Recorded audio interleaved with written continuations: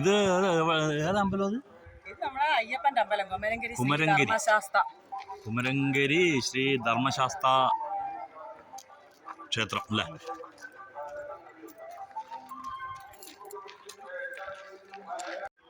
Friends, അപ്പം നമ്മളിപ്പോൾ ഉള്ളത് ആലപ്പുഴ ജില്ലയിലെ കുമരങ്കരി എന്ന് പറയുന്ന ആ ഒരു സ്ഥലത്തെ ശ്രീ ധർമ്മശാസ്ത്ര ക്ഷേത്രത്തിന് മുൻപിലാണ്.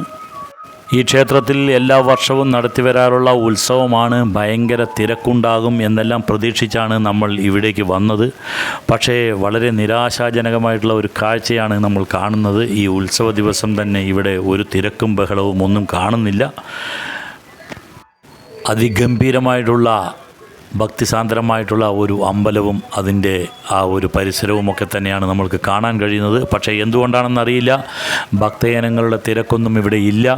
ഇനി മുഖ്യമായിട്ടുള്ള ചടങ്ങുകളൊക്കെ രാവിലെ നേരത്തെ തന്നെ കഴിഞ്ഞതാണോ അതോ ഇനി വൈകുന്നേരമാണോ ഇവിടുത്തെ മുഖ്യമായിട്ടുള്ള കാര്യപരിപാടികൾ എന്നൊന്നും നമുക്കറിയില്ല.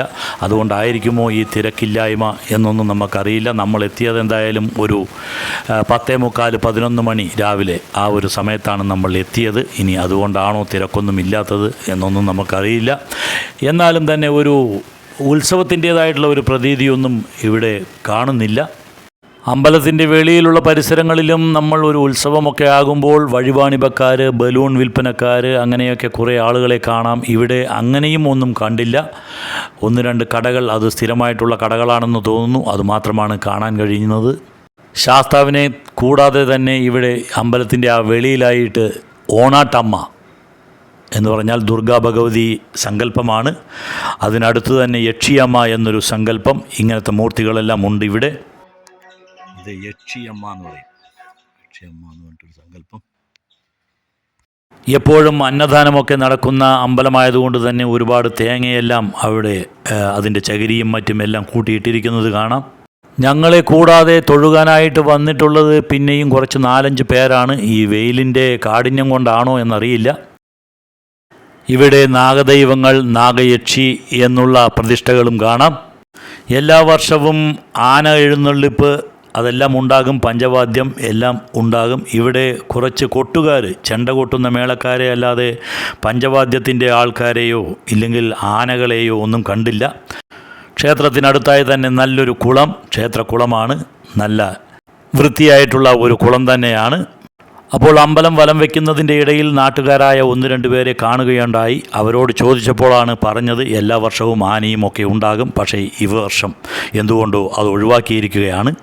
അന്നദാനത്തിനായിട്ടുള്ള ഒരു അതിഗംഭീരമായിട്ടുള്ള അതിവിശാലമായിട്ടുള്ള വലിപ്പത്തിലുള്ള ഒരു ഊട്ടുപുര. ഇപ്പോഴും ഇവിടെ അന്നദാനം ഉണ്ടാവും, ഇപ്പോഴും ഉണ്ട്. നല്ല രാവിലത്തെ ബ്രേക്ക്ഫാസ്റ്റ് ഒക്കെ ഉണ്ടാവും തോന്നുന്നു അല്ലേ?